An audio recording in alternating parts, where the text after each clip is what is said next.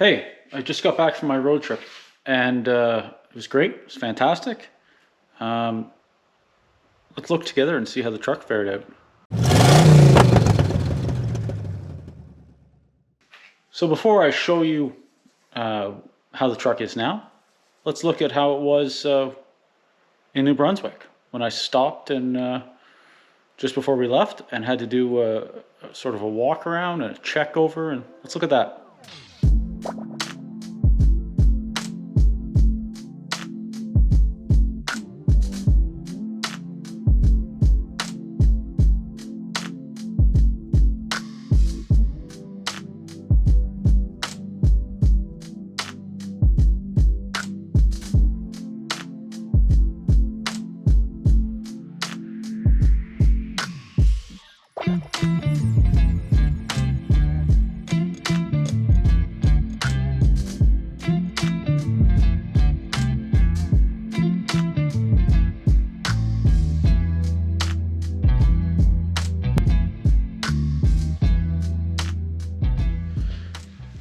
Before I get into how it is with the truck, let me just say that a road trip with your classic car is a great idea. It's always a great idea. No matter how it goes, no matter how the vehicle ends up when you're done, it's always a great idea.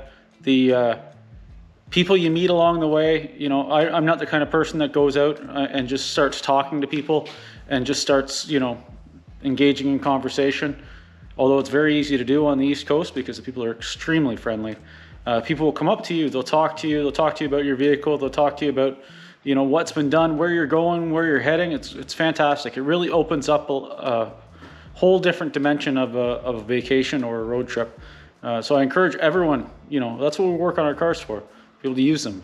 Don't be afraid. Leave it at a hotel. No one cares. People park their Ferraris outside. So what do they care if I park some old truck outside? They're just cars. They're just cars. They make them every day, and yeah, I've got sentimental attachment to all my cars at this point. But if they go missing, they get wrecked. Well, you know, then you make them furniture. It kind of sucks, but what are you gonna do? I've just unloaded the truck and took our stuff out. I don't know how many miles we did yet. I haven't looked over the truck. Probably in 800 miles or something like that. So.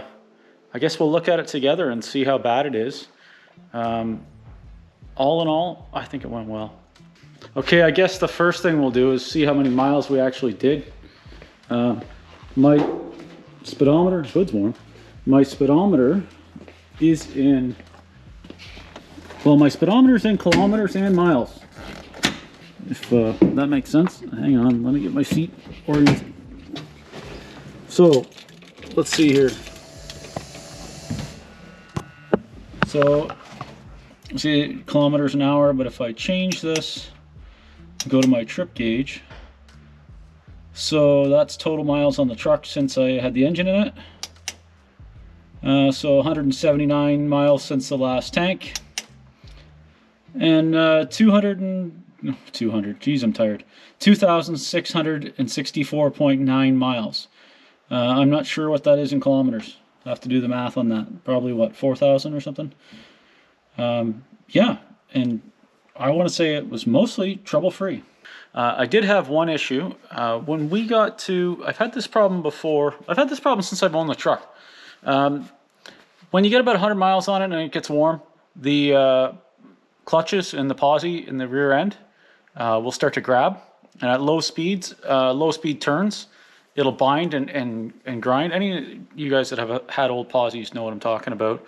Before I left, when the truck was getting alignment done and the guys were putting springs in the front and stuff, had the diff fluid changed, put Lucas synthetic fancy stuff in with friction modifier in it, put in a friction modifier posi supplement.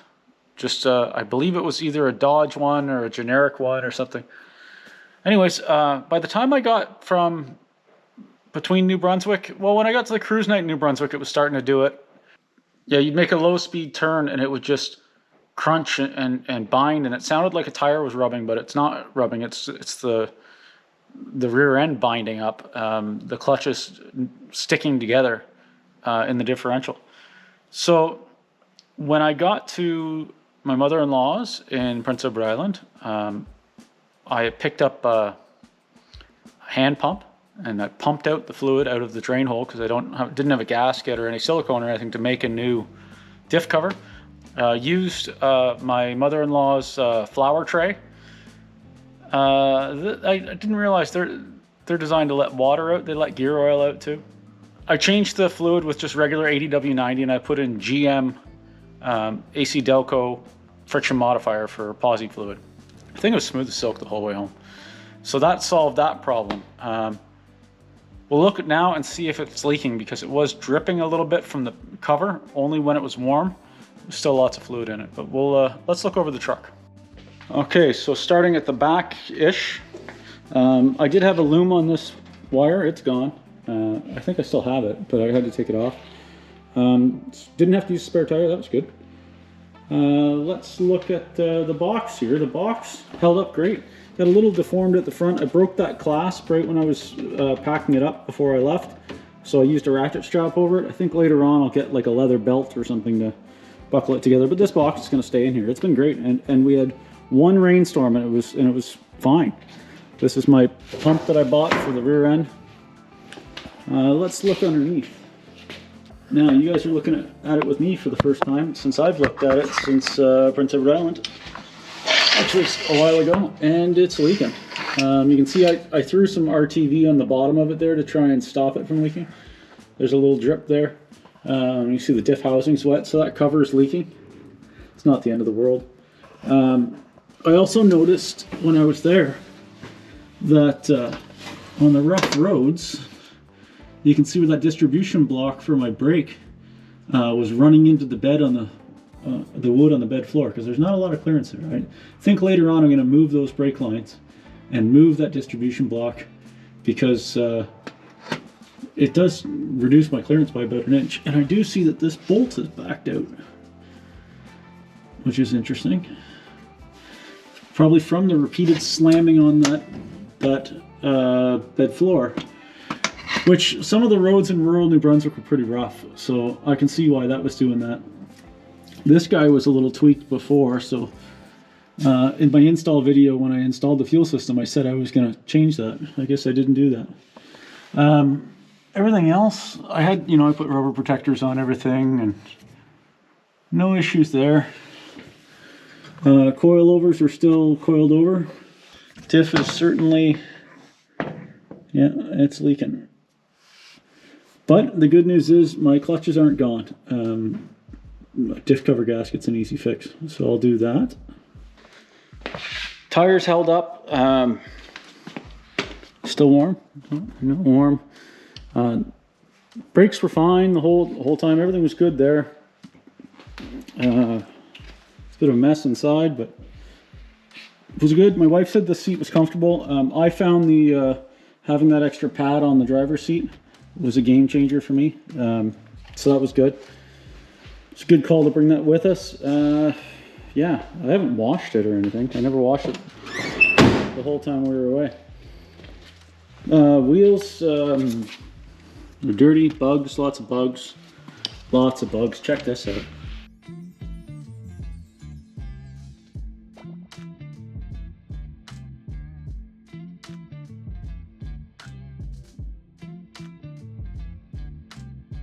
Okay, she's still warm. Just in traffic, whatever, it got up to about, I don't know, 200 degrees on the gauge. But it didn't get hot. No issues there. That ride hose is hot. Let's see, anything leaking or messed up? Oh, here's my light. That all looks the same as it was, roughly. A little bit, looks like a little bit of antifreeze dripping out of the, yeah, a little bit there dripping out of the radiator hose. I never noticed anything on the ground, so that's good. I did have to fix my one wire for my horn. I think I bounced the air filter a little hard and it knocked the wire out of my Awuga horn, so I had to fix that. This is all still tight. Everything's all still good. Lower rad hose is still hosed. Transcooler lines aren't leaking. I did have You can see where my loom for my starter wire, the plastic loom, was getting a little close to the manifold, so I had to move that. It got a little warm.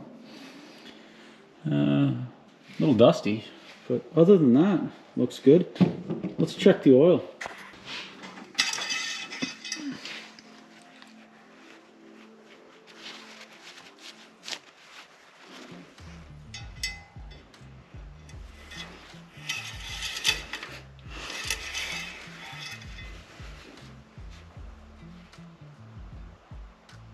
Didn't use any. Didn't use a drop of oil. Let me just check that again.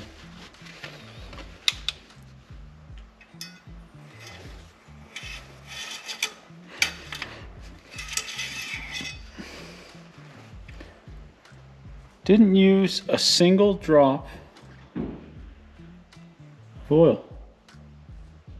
That's great. It did darken up a little bit because it was fresh before I left. Let's see. Obviously I can't pull off the radiator cap to see if it used any coolant, but I can tell by the overflow that there's still lots in there. It's between the low and the full, right where it wants to be. So I would say it didn't use any coolant. Yeah, what more do you want? So I was averaging about 250 to 300 miles per tank, depending on when I felt like filling up or out there, or depending on where there was a gas station available, because a lot of the time they were few and far between. So between 250 and 300 miles per tank, so I think that's what, 500 kilometers or something like that. I averaged 10.5 liters per 100 kilometers. So I was originally thinking I was getting about 11 to 11.5, but then once I actually got the speeds to regular speeds and wasn't just trying to knock a bunch of miles off, I could get about 10 to 10.5 liters per 100 kilometers. So when I did the math on the total average overall, it was 10.5 liters per 100 kilometers. So you have to move that to miles per gallon for you folks in the States. Off the top of my head, I want to say that's around 26 miles to the gallon, but a quick Google check can correct me on that. So now that I have like, what did I say, 3,600 miles on the truck in total, and like 2,500 or 2,600 or something miles in this trip, what would I change on it? Nothing.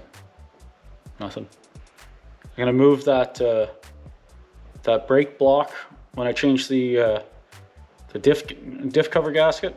I'm gonna move that brake distribution block or junction block, whatever it is that's there, so I get an inch more clearance. That only really hit on the hard bumps. On the highway, this thing is smooth. It's great. On the rougher roads, it's a little rougher because it's a 50-year-old truck with aftermarket performance suspension crap. The good news is I wouldn't change anything. I almost sold this truck a year ago. Almost a year to the date, I had somebody here looking at it when it had the 350 in it and everything, and I was going to sell it. I'm really glad I didn't. I have no intentions of selling it. I'm going to keep it. It's a great truck. I'm really happy with it. Even my wife, even though she was tired after, roughly, I guess, like 50 hours in this truck over the last while, she said she'd go in it again. She said she'd go in it on another road trip. Not today, though. She said not today. The only complaint she had was in the cars, she can tilt the seat back and have a nap when I'm driving, like in the Malibu and stuff. She can't do that in this because there's the back of the cab is there. Other than that, it was good. It's good. No air conditioning in this truck. Most of the time, now it was about 75 degrees Celsius or Fahrenheit. Geez, I'm tired. 75 degrees Fahrenheit the whole way, and windows up with the floor vents open. With the floor vents open when we're traveling at speed at 80 miles an hour or 120, 125 kilometers an hour, those floor vents let in so much air and it circulates. It's just it's like air conditioning, just not cold. It's just cool air blowing in at you, and it was comfortable. It was quite comfortable. You get into traffic or something, you rolled the windows down.